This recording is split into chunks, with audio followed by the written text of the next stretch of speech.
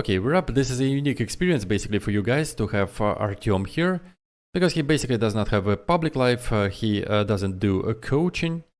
So we should ask him as many questions as possible, then edit it and release as a podcast. Oh, this is my goal. Anyways, hello Artem. Hello everyone, Alex, hi.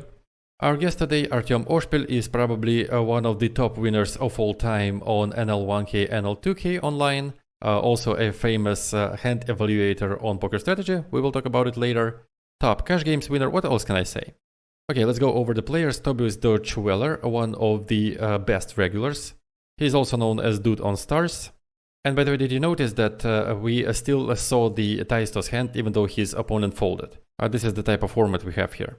By the way, it's interesting in terms of adjusting, like would players overfold a little bit here because they know that the opponent has to show his hand anyways, and would they take into account the fact that opponent has to show his hand and maybe he will play a little differently because of that? I mean, yeah, you cannot hide the change in your ranges, but I think in the end of the day they will come up to a standard play at some point.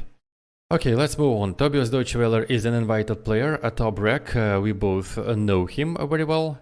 Tony G is the VIP player here. He is the co-owner and they invited him to provide some action. Taista Yanter is a top winner on GG Poker. Those who see our Big Pot series all know him. On Stars he is known as Sir Helmets and Taista Yanter is his real name. Frenachas, actually nothing to say here, pretty much a YouTuber who does not position himself as a professional player. Well, he is here through his connections, let's say. Brown Bola is a live games rec, you could have seen him on a Hustler. He plays the most expensive Hustler games and he is also a VIP guest here. He's won the role for the seat, he is a friend of Nico Airball, and it will be interesting to see how online recs beat the top live rec. Daniil Vasiliev, yeah, I contact him in Discord, I can vouch for him, so if he wants to play here, he will be allowed to. So he just has to answer. Well, this is real Linus. A rigged deck is a top heads-up rec, heads-up beat on Stars. And Artem, when I announced to my viewers that you are coming on the show, the most popular question was, what do you think about those private games on GG Poker? Well, I cannot go around this question. Well, for me, as a regular, I don't really enjoy it because GG Poker, they did a lot of work on promoting online games. They did a lot for us as online players. All those regulars who were hiding behind numbers and letters now play under their real names. And I was against it in the beginning as well, but now I actually enjoy it, playing under my real name. They made the whole game more entertaining, and it's different. It's really nice to play when at least 100 people are watching your game, your table. It's really cool to be a part of it. So they came up with a really nice product.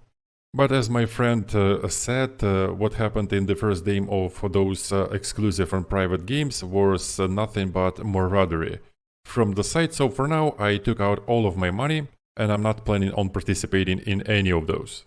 So I'm basically staying in the same boat with all the other regulars, and if over time they will announce that there is a possibility to participate on like a general basis without invitations, then I will gladly join. So you don't want to ask for a spot? No. Well, yeah, I hate it too, when you have to ask for it, when you have to negotiate, when you have to do something to get a spot. Maybe through connections, yeah, I'm trying to avoid it. So you probably won't see me there as well. I'm not making statements, but most likely, yeah, I will ignore it. Yeah, I'm not making statements here too, but it also coincided with my 2-month vacation. So I decided to take a break from poker, but I wanted to come back at the tables in November, but this whole thing happened, so yeah. For now, I'm still in my, let's say, sabbatical vacation. What about these games? Have you considered playing here? Well, if I wasn't rusty, then maybe, but after a 2-month break, I haven't even considered this. I also wanted to finish my thought on those exclusive games. On one hand, it was a big surprise for all of us, me included. But on the other hand, maybe the community deserves the way it all turned out. I mean, the way the industry is developing right now. Because, well, my point is that remember your or mine poker career, like how it was for us. You have to start from the lowest stakes. You always play for your own money. Then you climb those stakes one by one, little by little. And you are always at risk because you play for your own money.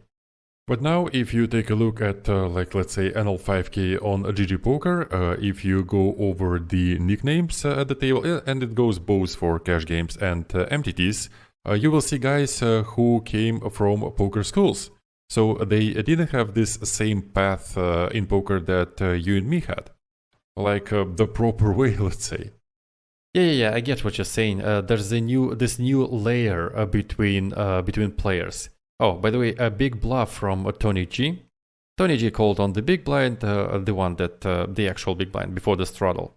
Then he bets big on the flop and shoves on turn with king queen for thin value. And Free Nachos, YouTuber guy, he calls him down.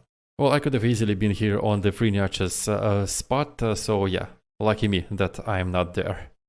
But yeah, I get what you're saying. All these schools and stuff is just a new layer between a coach and a player, which takes some money out of the industry. Yeah, back in the day, to get to NL5K, you had to work for years. You had to be talented, or you had to put like a lot of work, whatever suits for you. But it's not like it is today. When you get to a school, you get backing, or whatever it is, and you just jump in and you work on the strategy that been given to you, and that's it. So, for example, I get how it works in offline poker. There are two worlds, basically a world of very rich men who want to play for like a lot of money, some really big stakes, like Triton, let's say, and there are regulars who are far behind all of those guys in terms of bankrolls. So here, trading shares, selling shares, all this backing stuff, it's good. It's a win-win for everybody. Regulars are still risking a lot, but at least here they have an opportunity to comfortably play those tables. And recreationals, they have an opportunity to play some big games. But in online games, probably something like that happens in online games as well, but probably on the highest stakes, where just a few people play. But on your regular NL5K, NL10K tables, I think... Oh yeah, cash games are different. NL5 and NL10K people usually play it for their own money. Oh yeah, can I finish my thought? This part that you risk something of your own, you risk your own money, it has to be a part of poker all the time. Because this is a part where recreationals get an advantage of having a lot of money, so there's no money pressure for them, but regulars are in a disadvantage because they feel this money pressure. Oh yeah, I get your idea, like it shouldn't be this way. So yeah, those lines are a little bit blurred, let's say, for the regulars today. So this is where all those changes come from. Why don't I play? Well, I've been playing tournaments for the past 9 months or so. And I won't lie, I really wanted to play. I really wanted to participate. And maybe you will see me at this table on the left at some point. But I have to get in shape first. I've been playing tournaments for 9 months straight. And I don't want to come and throw money away, to be honest. Or you are probably not there for the same reasons, that you want to play, but you can't because you're out of shape. Yeah, I'm not prepared mentally for this kind of games, so I will just watch the streams. I will maybe get inspired from this, and if it's not a one-season thing, then maybe I'll jump in the following ones. Answering your question in chat, Artem wasn't trying to say that there is a right way to play poker and the wrong way. No, he was just saying that it's not fair for the recreational players and for the industry itself, right? Because money goes somewhere else from the industry. Okay, now back to the times when you were evaluating hands on poker strategy. I myself read through like maybe thousands of your evaluations. Well, not thousands, but hundreds definitely. I was posting myself, and you were really good. When you joined the team, it was something else. I mean, you are very logical. You were very logical about every decision, and I'm not trying to like overpraise you here, but it felt like you actually did care about your job, about doing this. Other guys were like, oh, fold preflop here, and that's it. But you, when you saw a hand, you were going through everything. You were trying to help. You were going through the lines, and you were trying to find logic everywhere. So yeah, you raised the hand evaluation level on poker strategy to some unbelievable heights. So question number one, do you recall these times, and how much did they pay you? I really want to know. Well, I almost never come back to those times, but you reminded me of those, and yeah, you actually praised me a lot, so I feel pride. But anyways, they paid me not so much. I believe like 300 or 500 per month, but it was in the beginning, and I wasn't really doing it for money. It was a really nice warm up before the session. And I also had to think about hands, so it's a win-win for me. I'm doing the stuff that I really like, and I also get paid for it. And I also wanted to be active at forums at this time. I wanted to write a blog. So yeah, and I quit when the salary for the hand evaluation was like way too low compared to what I make playing poker. Okay, who would you bet on in those games? Like, I mean, everyone knows who the favorites are. Linus, Davy Jones, Matt Marinelli is also an interesting one. But anyways, what do you think? Well, I think we should not forget about Daniil Vasiliev. I mean, he's just not participating in those reg wars, but he's really good. His strategy is really tough. And he's not going to choke, he's already shown his mental strengths, so yeah, I think he can beat like half of the players here easily. But yeah, out of the obvious ones, Davy should do just fine here. It would be interesting to see what how Linus performs. And Barak, I think he has like a competitive motivation here. Oh, Daniil Vasiliev, by the way, in the chat asks who Absolute is. It's a reg from ACR. By the way, if you want to participate, join this table on the right. Perfect spot for you, Linus on the right, like everything as you like it. Oh yeah, Daniil in position against Dayan, this is interesting. Come on, there is a place for you. Oh, not anymore. So Absolute joined first. Okay, now Daniil is in the game. Let's follow him. By the way, this one buy-in is everything that he has here. Oh yeah, this guy high XGOG is Daniil Vasiliev. So he defends his big blind. By the way, everything is going live. We can give him some advice. Okay, deal. So against Barak, you should half pot from Barak. Well, actually, Daniil has all of the 4-5 combos here and more 2-pair combos. Barak shouldn't be betting a lot here. Check call from Daniil. Yeah, he shouldn't bet a lot here, and if he bets, he should probably bet twice a lot. So let's hope Daniil slow plays here. Well, Jack on the turn is actually a card that that button should barrel quite often on. A lot of his bluffs contain a Jack or some cards around Jack. We check on the river. Okay, both have 9-7. Well, great. 2 more big blinds. Barak probably knows that Daniil only has one buy-in here, so he decided to c-bet wider, because usually you want to check 9-7 on such a board in such a spot. Okay, so what was it? A straddle, a re-straddle, then a raise, so we effectively shove 30 big blinds here. Well, let's hope Tony doesn't call here with any 2 cards. Or maybe we want him to call with any 2. I don't know. Anyways, I don't think he would ever fold like pocket ace here. What's Daniil's range here? What do you think? Well, I think it's going to be quite wide, 30 blinds for a lot of dead money. Tony G didn't even fold Queen 10. So he doubles our friend up, good donation, and now we have like 70 straddles in the stack. A perfect shaft, we make Daryl fold Ace Jack, and we get an any 2 basically call from Tony G. Okay, Daniil, we doubled up, I think it's time to leave. You win, you leave, as they say in my chat. It's hard to say what Linus's motivation here. I mean, Sergey, I definitely know will fight hard here. And as you said, and I agree with you that Barak also have a very like competitive motivation here. But what's Linus's motivation here? It's hard to tell for me, because you have to put in quite some time. You have to put in the work, but for what? I don't know, maybe he's here just for fun for like a couple of sessions. Well, I don't know. I think that Linus also wants to participate in this like King of the Hill game because he is not able to hold all the top games competition on GG Poker anymore, and maybe this will make up for it. Okay, in terms of your public life, I know that you don't go public at all. Maybe we can find your old blog on Poker Strategy, but that's about it. And I want to ask you, you are in this business even longer than I am, and I'm an old fart here. And you play competitively even more than I do on the highest level. How do you see the future of your poker career? Maybe you want to play offline more? Maybe try to go and play some in Macau? Well, in terms of Macau, I don't really want to, and I don't really have an opportunity anyways because of the circumstances right now. In terms of live play, I tried for the first time this year, basically on Triton, because of I couldn't just skip this one. Oh yeah, it was in Montenegro where you reside. Oh yeah, 10 minutes from my place, and I really enjoyed it. But I'm not going to play this regularly for now because I have to study tournaments first.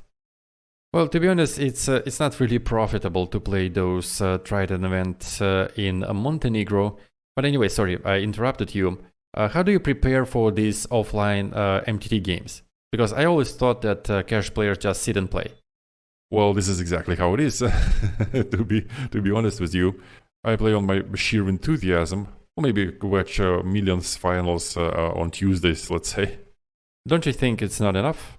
Well, up until now, I couldn't use this experience of watching those streams efficiently. Usually my stack starts to melt at like 20 to 50 BBs level, but I still do believe that maybe I will at some point play a decent hand in the tournament. But for now, I don't want to switch disciplines. I think that I should only work on one of those, and at the moment I think that I should stick to cash games. And I'm afraid I will not have enough motivation to switch to MTTs. So you don't prepare for those tournaments, you just sit and play, hoping to outplay guys post-flop. Well, I had a decent start. I watched a lot of these final tables, and then I decided to play some tournaments myself, and I ended up 8th in WSOP Winter Circuit in the beginning of 2023. I made 158Ks, a tournament for 70 people, 2700 buy-in, so yeah, it was really nice. So they lured me in. And you already lost all of it, right? Yeah, most of it. Yeah, same stuff with me. I won green millions and then I lost all of it. Yeah, this is how it works. Artem, have you ever coached anyone? No, I never coached anyone. I mean, I gave my advices. I shared my opinion with some of my friends. I maybe helped them analyze some hands of theirs. I maybe shared my opinion on their play, but for money, never. Oh yeah, when people knew that you were my guest here, they asked, will you ever start a stables? Like, it's very popular right now, and yes, I already know your opinion of that. But anyways, tell me what you think about this business and about maybe opening one for yourself. Well, my opinion of stables is negative. I don't really like those, and probably those bring a lot of money, but I'm not going to try it. So for now, you say no to this. Yeah, I'm going to play myself as I always did. Well, Artem told his opinion of these stables in the beginning of the stream, and he said that poker is a individual game basically, and you have to play and grow individually. Oh no, I'm not saying that you have to study on your own or to be on your own, but it was like you find a partner or a group and you study the material and you share your opinions. And now we have access to much more material than it was before. And what those poker schools do? Poker schools basically create new regulars who are capable of beating mid-stakes. But those talented regulars who work on their own and play, let's say, LLinusLLove, they can't beat those guys who come from a poker school. So they are in a disadvantage. And it wouldn't be like that if not for these schools. So you basically have to join a school because these are the times we are living in. And yeah, because of this, we have this new layer, this new middleman, let's say, in the whole poker industry. Yes. Linus has 500 blinds, so he's doing really well, and now he raises against the Barak on a show table, so we will able to see what he had. So he raised Barak in a small blind versus button spot. Well, I didn't follow it, but I think it's a 3-bet pot cutoff versus MP. Check raise on the flop, now half pot on the turn, so he represents like King Queen plus. His bluffs also have a lot of equity. Well, he probably raises ace-5 at some frequency and then shoves on the river. I mean, we really want to have a naked ace here as a bluff. What else? What about a 10, Jack 10, Ace 10? Yeah, Jack 10 with the correct suit so that we block some of the rare King 10 combos. Pocket 3s, so yeah, he did really well, a really nice bluff. Let's see it from the beginning one more time. Artem was unable to find a bluff, but here it is, 3s. Oh yeah, this is a dangerous player. Yeah, we defend 3s against the 3-bet, then we check raise, half pot on the turn, shove on the river, and we say goodbye to Barak. Yeah, that's a nice hand, well played. If anyone has a GTO Wizard opened, please check this one out, because I really don't like this bluff. I would definitely prefer bluffing with a naked ace here. Half pot on the turn is not a standard size. Well, actually, I think it is standard because we represent King, Queen, and sets, and yeah, we don't want to bet small. We don't want to block bet there. We cannot block bet there. Yeah, I agree. From what I see, it's a correct size. I wouldn't build a block betting range there myself. And in Barak's range, there are a lot of hands which are happy to see block bet and would happily call. Yeah, we don't want to bet small out of position. People ask what do you think about the future of poker, of online games. Are you optimistic about it or not? Well, I'm not one of those guys who think that poker has only 2 years left. As we can see, poker is flourishing. And those exclusive games, I think they will change over time. I mean, I don't think these games would last long in a form that they are currently in. I think they will find a compromise, like something in the middle. What do you think? Yeah, I think the same. It was really good in terms of media part, right? All the people playing under their real names and people watching the tables. I mean, they don't like to fall back from their decisions, but I think that, well, for now we have like NL10K exclusive games and higher. Maybe they will bring back NL5K VIP games. But yeah, I think they went overboard with this one. Well, there was a discussion between regulars and GG Poker management. I mean, the regulars tried to start a discussion. They asked to lower the rake a little bit in the 2 to 3 max games so that regulars would happily start the tables, and they did, by the way. I mean, those people who are playing on ACR where you can't watch the tables and everybody is anonymous. I mean, people would probably be happy to switch to GG Poker and play under real names, to play for expect, let's say, with the rake structure that is a little bit worse. But GG management didn't listen to it, or maybe they didn't hear it in the first place.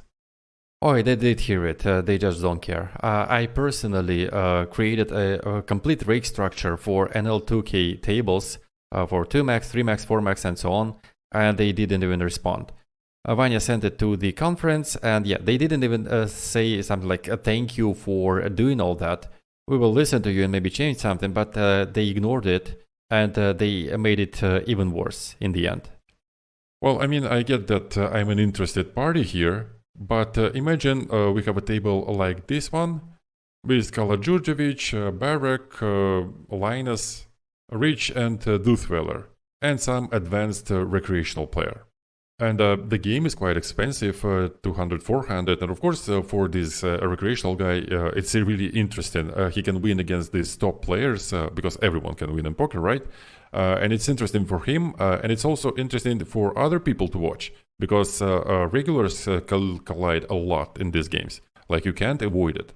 So it's really interesting to watch it and to be a part of it, instead of watching the same regulars play against each other. People are asking about Poker Planet. Have you heard anything about it? Oh yeah, I read about it in some Telegram channel just recently, and I thought that, wow, this is actually a very good idea. Too good to be true, really. Oh no, it started long time ago, and people who are like deep in the industry, they all knew. The problem is that they will not have a same like shared pool with stars. So it's either going to be a reservation for Russians, which is of course no good, and yeah, the software is not from stars, but the one that Phil Galfond developed for his room. So yeah, Phil Galfond managed to sell his software quite profitably, and Poker Planet is one of those who bought it. And nobody knows how it's going to be. Like, everybody knows that it is going to happen, like it's almost inevitable at this point, but if it's a Russian reservation, then of course it's no good. But if they're going to make a platform for everyone who's not allowed to play on the main source, like us, Indonesia, maybe some countries where it's like semi-legal, then it's going to be great. So there's that. Well, I mean, for those who play from Russia and who is not able to play on stars, it's really good to have like another room, another option. So yeah, it's good anyways. Yeah, of course it's great for us. Like, it's a competition, it adds to the competition between the rooms, and if they need some sort of promotion, if they want me to, as a professional poker player, to get involved in some ways, I'll happily do it. But yeah, there are a lot of countries, Brazil included. I mean, yeah, I don't want it to be a reservation. I want it to be like a shared pool. A big shared pool for all the players. It would be much better. Oh, here's a question for you. How do you visualize a range in your head? Like in the form of a mem matrix with colors, or the old way in text format? Have you ever thought about it? Like, how do you visualize ranges? Well, no, never actually. It's just the way it is, right? Yeah, well, I mean, like, poker today is like you ingrained some mechanics, right? And the one who has better mechanics wins, basically. Like, if the hand is bad, then you check. If the hand is good, then you bet. But then again, you have to know the correct size for this pot. You have to be able to choose the correct size for your whole range. You have to be able to play lines like bet 3-bet, let's say, on the river. You have to have these lines in your arsenal, and the more mechanics you have, the more lines like this you implement in your game, the better you are. Okay, chat, what do you think about this format? Like semi-podcast, semi-hand review? Like, what do you think? Marinelli continues betting one blind. Oh, interesting to know what's the point of it. Well, you know, maybe the idea is that people would think that this is a very wide betting range, but instead he uses like a more tight one. Like he changes ranges, like this kind of thing. Then I see the point. Well, out of 3 times that I saw it, I liked 2 examples here on this texture, King Queen 3, because he still gets his overfolds even when he bets really small. And the first one, when he bet the same on like Queen 10x. What do you think about Saulo Costa's opinion that people will soon start using like weird sizes so that they can drag opponents into the lines they are not prepared for, like they do in chess? Well, people are already doing that, like Stefan always does that in his reg wars, some donk bets and stuff. And Matt Marinelli right here is doing exactly what you are talking about. So yeah, people are doing that everywhere. So it's nothing to wait in the future. It's here already. Like Matt Marinelli right here. You have a live example. Well, you know, mean bet here maybe this is not the point of doing that. Well, this isn't an optimal line where we can navigate better than our opponents. Isn't this the same? Well, I think he meant bets here because comparing to B25, this will work slightly better in those spots. But what Stefan does in his games, yeah, I think it's different. And Linus bets like 73% of the pot, not 75, but 73.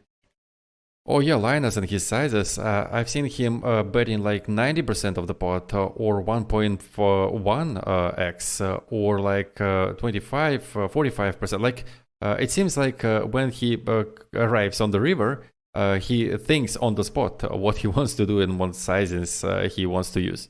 It's like he's solving every hand separately. Well, I think he just had 4 preset sizes on GG Poker. They only allow you to choose 4. For Barak, for example, it is 30, 50, 75, and 150. For the Dweller, it's 26, 50, 75, and 150. And Linus, he had his own, like 73% instead of 75. Maybe he thinks it's better, and so this is why he decided to move it here from GG. Well, it's not a big deal in reality. Yeah, but it's just an observation. I watched him closely. I've seen him using 71%, 72, now it's 73. I watched him changing his sizes, so now it seems that he is stuck with 73. Oh, you were saying something about Stefan and I interrupted you. Oh, no. I just wanted to say that what Matt Marinelli does here has nothing to do with how Stefan was actually trying to shake up the game. And yeah, nobody does it the way he does. Well, if you watch closely how Barak or Davy Jones, let's say, play, they all have this set of sizes that they always use. And I don't think that you need to come up with something new. It will work just fine on its own.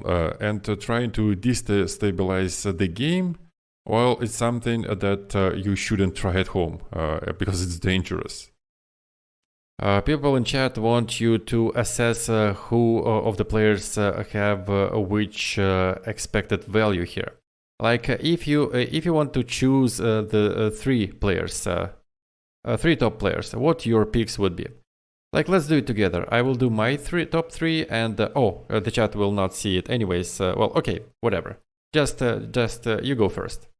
I'm not watching your stream, so you can type your top three in chat. Okay. Well, I would go for Linus, Dane, and Barak or Matt. I haven't played with Matt a lot, but I will still go with Matt. Well, we are pretty close. I went with Linus, Barak, and Matt. So yeah, basically the difference is one person. Well, one guy can't shut up about Austria. Can you please tell us about Austria a little bit? Oh, okay, Austria. Well, first of all, I wanted to play on GG with the Austrian flag. Well, I'm joking, of course. It was like a nice bonus. But they had a very nice program for the independent people. There were some quotas. So the idea is that you don't have to open the business there, you don't have to do pretty much anything, you just prepare your documents and you have to get in the quotas. And then you can move to Austria. Basically, well, I wanted to try it, like to see how the regs who can legally play, how they live. You can legally cash out money directly to your bank account. So yeah, it sounds really cool, and I didn't have time to try it. I just came back, but I want to try it. I want to see how it is for those regulars who live in Austria, and to cash out my poker winnings in a legal way. Okay, I ran through the tables, and Linus is doing really fine. He has 700 blinds on one, 500 on another, and we have 3 tables running. Oh no, there are 5 tables total. Yeah, 2 are the show matches, the ones that we watch right now, and 3 are regular ones. Oh, Kalajurjevic is also doing really fine.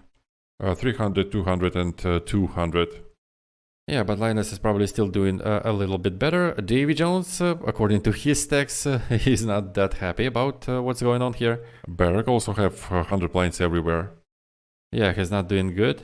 I think he's at least 5 binds down. JSchusteritsch, I think, also is not doing well. He lost all the big pots. Yeah, it seems that only Linus, Kalajurjevic, and Prodigy are the only ones who are winning. And what happened here? He bet the turn and then gave up the river? Yeah.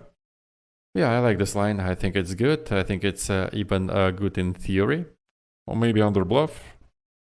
Oh yeah, probably you should bluff the river here, but I like the fact that he dug out his deuces from the calling range and into this line. Yeah, I think it's good. I think it's good. I would probably play the same. I'm not sure if it's correct in terms of theory or not, but we put pressure on the white part of villain's range with this raise. And we can actually win sometimes on the showdown still. I mean, not on that river card. But yeah, we can fold out like pocket 5s and get calls from ace-jack, ace-queens. And probably it won't happen as often against these players, but sometimes, why not? Yeah, I agree with you. I like both the flop and the turn, but I can't wrap my head around the river decision. These are the moments that Linus understands and I don't. I can see why we don't bluff the river. I would probably always keep on bluffing here. Well, I don't know, he thinks in ranges, right? And he's this line, a small bet on the flop and then a half pot bet on the turn. He probably will never do that with a merger range or like with king X combos. So he's not betting those on the river. He has some slow plays, right? But I don't think he bets a lot on the river in general in this spot. Or maybe he represents a different part of his range and he doesn't want to bluff deuces, he wants to bluff like 10x combos. So different blockers. So what he represents in the prior streets, he doesn't bet these hands on the river anymore. Like what would he bet here? Like king jack? Like a block bet with king jack and then build his range around it. He can't probably bet king queen. I think he wants to value bet jack 8 suited combos here after check raising flop and betting turn. Hands like king jack queen jack, I think he prefers checking because he blocks calling ranges. Not clear what to do with the 9x. Can we bet quarter pot with it on the river or not? Yeah, I think we can.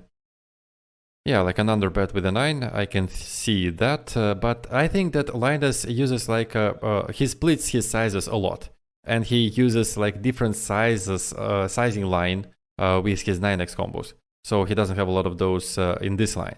Well, I don't think he splits that much, like he has only one check raise size on the flop. Yeah, I think one size on the flop, but then he splits on the turn. I'm pretty sure he's not only betting a half pot on the turn. Well, he can't use different sizes on this turn, right? He will weaken his half pot betting range. And this turn card is even better for the villain in terms of nutted combos. Well, from what I've seen, he splits his sizes and then he splits all of his value hands, mid-strength hands, bluffs, and so on. I don't know what's the other size here, like clearly half pot is the lower one, and I don't know what the bigger one should look like. But this is the one he wants to play if he goes for stacks. Well, it's not a good texture to play for stacks when a villain has more nutted combos than we do.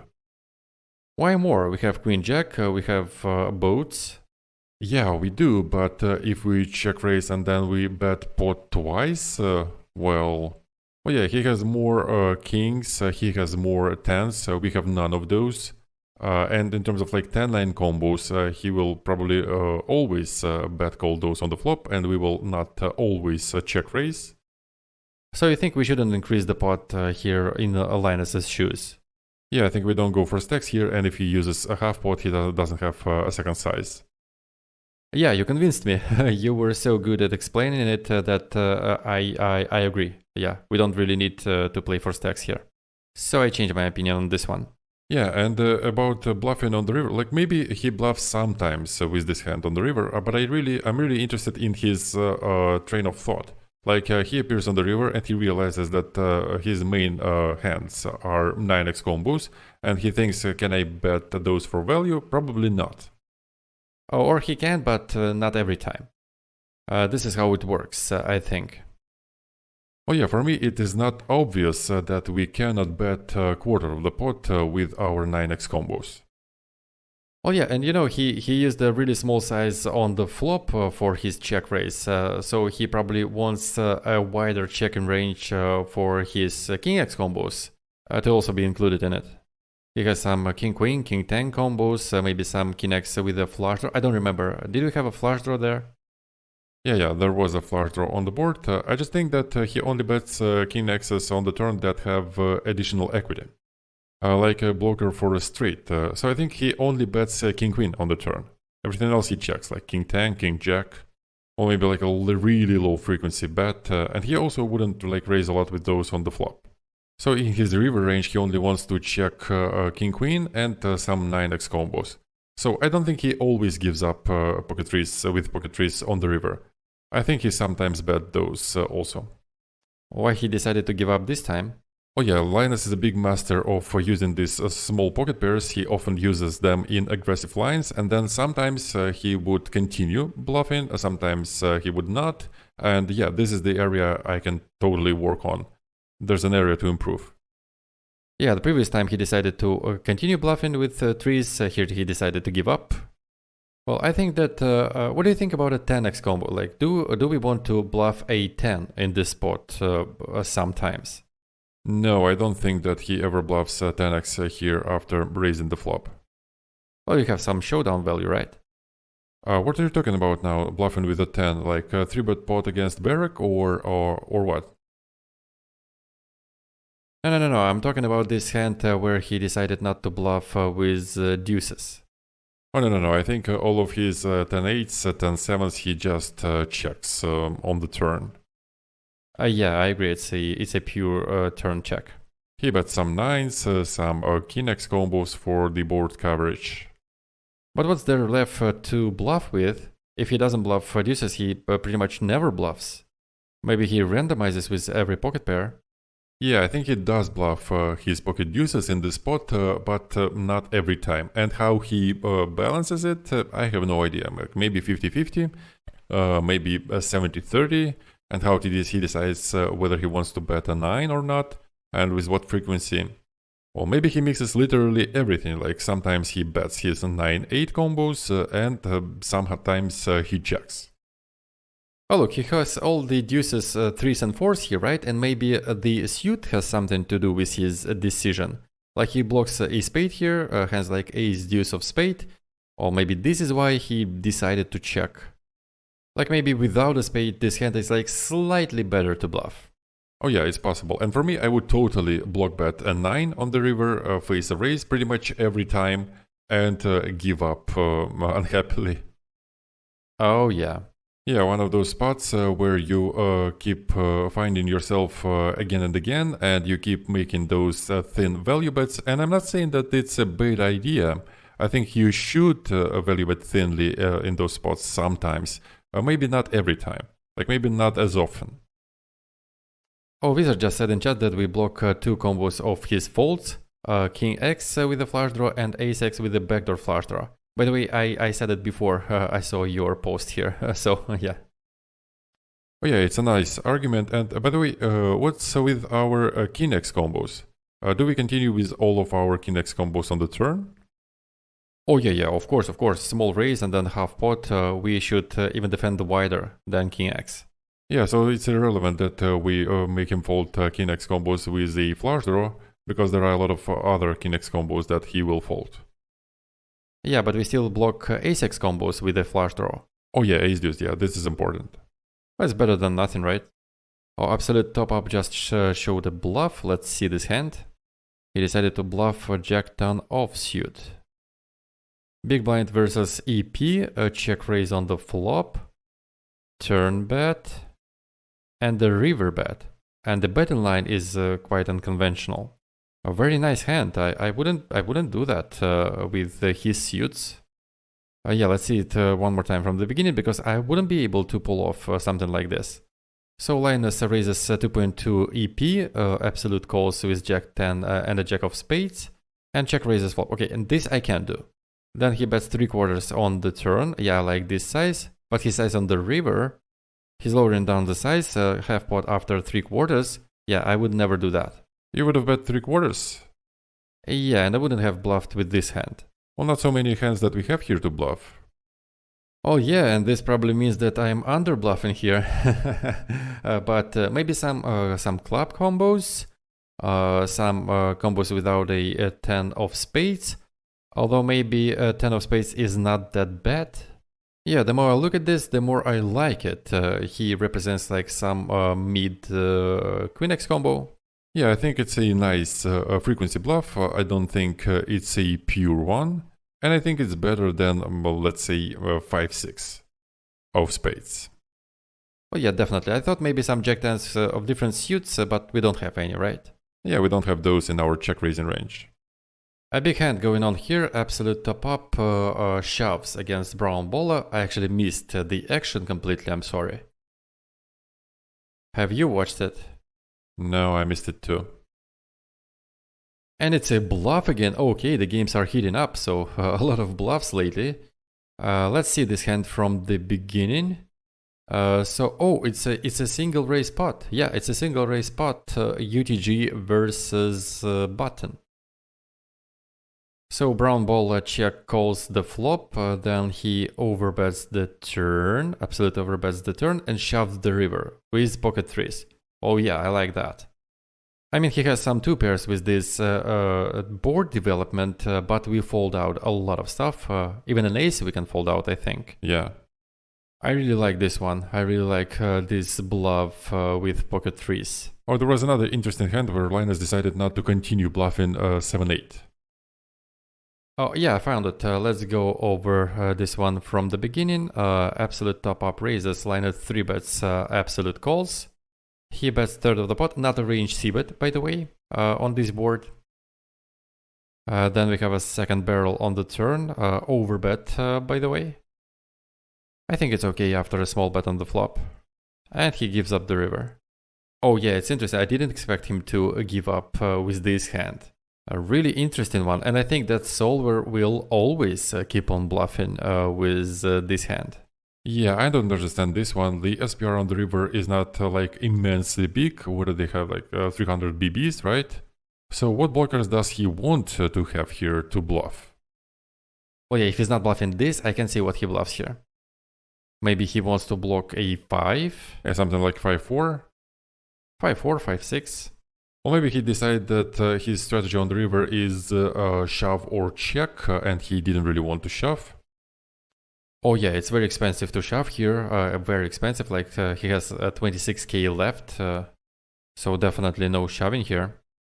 And yeah, he probably should have 5-4, 5-6 combos at some frequency, and 7-8 of course. The SPR on the river is around 3, and he value bets from ace. Ace5. He value bets ace5 plus, so it's a pot bet, right? He probably can also bet ace3, like everything that beats ace queen. Yeah, so it's pretty much any two pair plus, but why not bluffing a 7-8 then? Yeah, I can't get behind this one either. I think it's a pure bluff in theory. Well, maybe he didn't like the fact that he is not blocking ace x combos with the flush draw, and also some king x combos he can play like that. Maybe he didn't like the spot from exploitative standpoint. So he decided to bluff 5-6, 5-4 when he blocks two pair combos. So yeah, maybe he had some exploitative reasons to give up here. Or another night hand, Brown Bowler versus Chris Nguyen. Okay, let's go over this one. So he 4-bets pocket 7s MP versus UTG. And then he checks back a set on 10-7-6. Yeah, I like it. I like it. We can totally check back here. 6 paired on the turn. Villain bets half pot, we call. Well, here I actually like raising more, but slow playing is still fine.